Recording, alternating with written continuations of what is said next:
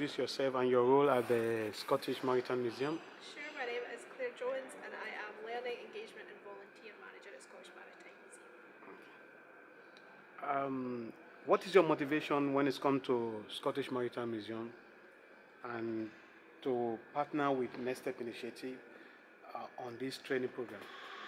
Yep, so we were approached kind of in the second year of the programme, so the programme had already been running. We knew we were looking at decolonising our collections and involving more communities in our museum. And the opportunity came across and we met with Beltis. We also met with people that had been involved in the programme before. So we wanted to increase access to working in the museum sector for people that might not have thought it was a career for them in the first place or weren't sure how to access that. And then we wanted to look at a broader scope of histories around about Scottish Maritime and how different people looked at it in different ways. We're looking at our interpretation, we're looking at community groups, and it felt like that made sense for us as a really good partnership. That's good. But from your perspective, why programs like these are important in the heritage sector? I think we need, there's the notion already in museums that we need to widen the access to careers, so it's not always the same voices that are heard all the time. So, and I think it can feel like it's an accessible sector to get into. You need degrees, you need postgrads, and there's lots of routes into the sector as an organisation. We have staff already that have had lots of different routes into the sector. So I think it's important for all of us to kind of look at how we're opening ourselves up and working in partnership with people rather than being quite so closed off. And how is Martin's presence contribute to the organisation since joining the training? Yeah, so Martin, we did some interviews. Martin was our youngest interviewee. He's straight from school. And I know talking to Martin, it's maybe not a career he would have thought about before he saw the opportunity to work on the programme. So that's great. He brings a new perspective on things. He's young, which is great as well, about how we look at things and how we're delivering things, how we market what we do to people. He's very interested in that, and how we are putting the message of what we do out to appeal to a wide range of people. And he is just very enthusiastic and very energetic, wants to be moving things forward, so it's felt nice to partner with a young person that is very motivated and wants to kind of work in partnership together, kind of move things forward, so he's been great. That's good. And what skills and growth with development have you seen in Martin's through the training? So when he started straight from school, and this was his first kind of formal workplace, if you like. So he has embraced lots of things. We know his career aspirations are perhaps towards marketing.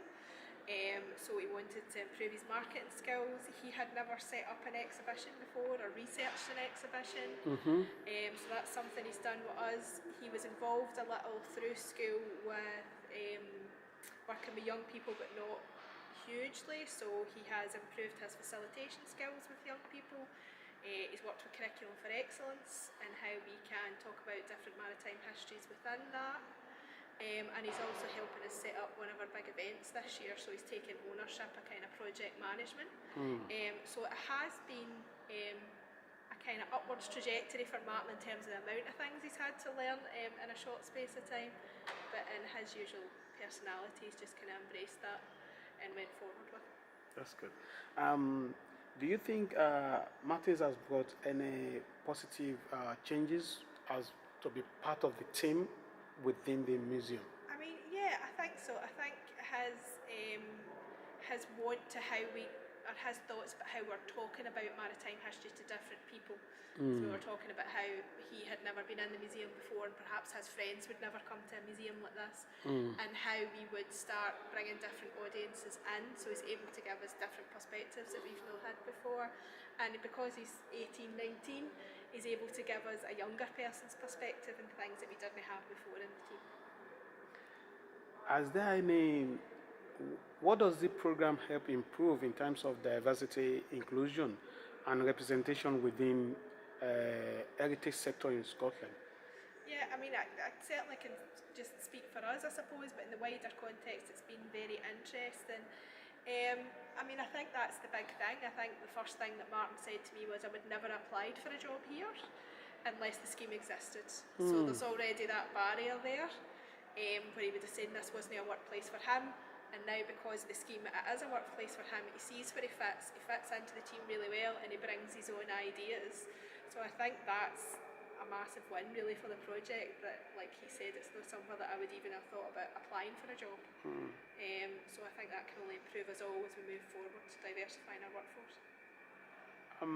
What has been the most rewarding aspect of hosting this traineeship? I think it's been kind of working with NSI and working with Martin. So one of the big things through NSI is they put us in touch with SEMVO, who delivered EDI training to our staff, which means that we set up a new EDI policy, which we didn't have in place before. And I know they're keen to help us with, FIAS is keen to help us with our Board of Trustees in EDI training.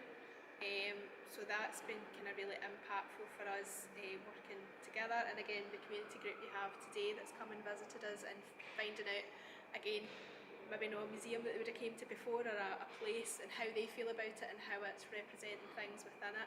I think Martin's quite young, so he's taken a wee while to set into the workplace, but is now coming up with lots of ideas of what we can kind of see. So if I was going to say anything, it'd be quite nice to keep him for a wee bit longer. So, will Scottish Maritime Museum be interested in a similar trainee program again in the future, and why?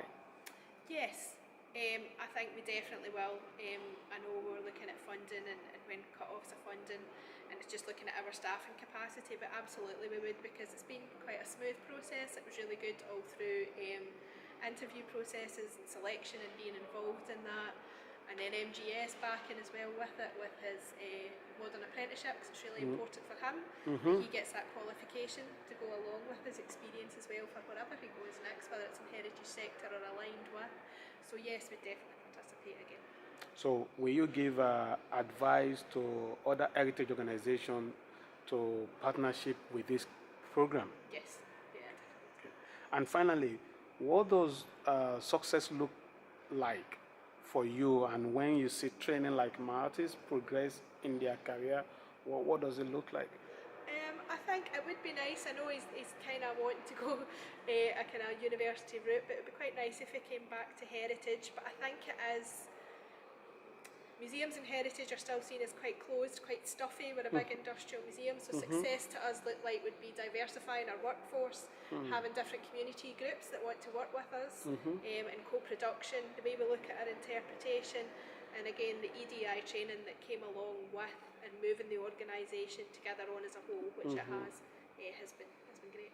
So will you say it would be good for the funding for this kind of training to have continuity? Yes, I mean, we'd certainly have taken, because I know we were asked we'd like to take part, but it just didn't work out because we've got another modern apprentice. But yeah, we would definitely have taken a trainee after Martin as well, and kind of carried on with the programme had it been available. So the funding for this kind of training is necessary? I think so. Again, speaking for Martin a little, but for him to have said this is a place that I wouldn't even have thought to apply before or thought to work, I think it says kind of loud and clear why it's important. Thank you very much today. Thank you for your time. No worries. Thank you.